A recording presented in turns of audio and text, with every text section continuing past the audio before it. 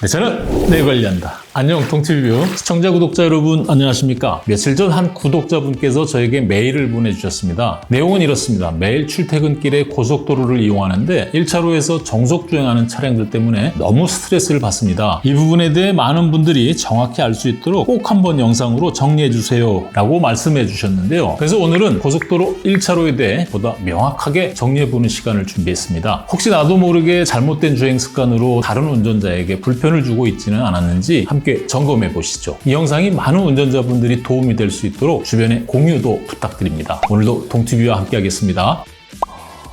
동티뷰, 먼저 고속도로 지정차로제는 1970년부터 시행돼서 지금까지 50년이 넘는 역사를 가지고 있어. 그런데도 실제로 고속도로를 주행해보면 여전히 많은 운전자들이 이를 제대로 지키지 않고 있는 게 현실이야. 그럼 지금부터 하나씩 알아볼게. 첫 번째, 고속도로 1차로는 추월차로다. 이미 많은 분들이 알고 있겠지만 도로교통법에도 명확히 명시가 되어 있듯이 고속도로의 1차로는 추월차로, 즉 앞지르기 전용 차로지. 1차로는 추월을 위한 차로일 뿐 계속 달리는 주행차로가 아닌 거야. 추월을 마쳤다면 반드시 우측 차로로 복귀해야 하는 거지. 이 원칙은 고속도로가 편도 2차로든 3차로든 차로수와 상관없이 동일하게 적용이 되는 거야. 단 시속 80km 이상의 속도를 낼 수 없는 정체 상황에서는 예외가 적용되는 거야. 자, 그럼 두 번째, 1차로에서 지속 주행은 불법. 그래서 추월이 끝났음에도 불구하고 계속 1차로에서 주행을 한다면 이는 지정차로 위반으로 단속 대상이 되고 적발될 경우 범칙금과 벌점이 함께 부과가 되는 거야. 세 번째, 과속도 위반, 지정속도도 위반. 한 가지 더 짚고 넘어가야 할 건 추월차로라고 해서 무조건 빨리 달려도 되는 건 아니야. 추월을 할 때에도 제한속도 이내에서 추월을 해야 하는 거지. 즉 1차로에서 과속을 하는 것도 명백한 법규 위반이고 지정속도로 주행하며 계속 점유하는 것 역시 위반이지. 다시 말해 1차로는 잠깐 추월할 때만 사용하는 차로라는 거야. 네 번째, 추월은 얼마나 빨리 끝내야 할까? 그럼 추월을 얼마나 빨리 끝내야 하나요? 이런 궁금증이 생길 수 있는데 내가 경찰청에 문의한 결과 정해진 시간 기준은 따로 없지만 추월이 끝나는 즉시 가능한 빠르게 2차로로 복귀해야 한다는 답변을 받았어. 다섯 번째, 일반 도로는 다르다. 그럼 국도나 지방도 같은 일반 도로에서도 1차로가 추월차로일까? 정답은 아니다. 일반 도로는 구조상 왼쪽에 모두 진입로나 출구가 있을 수 있기 때문에 1차로를 추월차로로 규정하지 않아. 하지만 1차로에서 내가 뒤따라오는 차량보다 느린 속도로 서행하는 경우라면 도로교통법 제16조 2항에 따라서 느린 속도로 진행하여 다른 차의 정상적인 통행을 방해할 우려가 있는 때에는 양보를 해야 할 의무가 생기는 거지. 마지막 여섯 번째, 클락션과 하이빔 사용해도 될까? 그렇다면 고속도로 1차로에서 지속 주행 중인 앞차에게 클락션이나 하이빔으로 비켜달라고 신호를 주는 것은 괜찮을까인데 클락션은 위험 방지 목적일 때만 허용되고 단순히 비키라는 의도로 사용하면 도로교통법 위반에 해당되는 거고 하이빔도 마찬가지로 난폭운전 취급으로 처벌받을 수 있어. 만약 추월차로에 지속 주행 차량이 있다면 블랙박스 영상 등으로 신고하는 것이 가장 바람직한 대응이. 사실 이런 법규가 현재 고속도로 환경과는 완전히 딱 맞아떨어진다고 보기는 어렵지. 하지만 그럼에도 불구하고 지금 존재하는 법과 원칙을 이해하고 지키는 것이 안전한 운전을 위한 첫걸음이란 건 변함이 없어.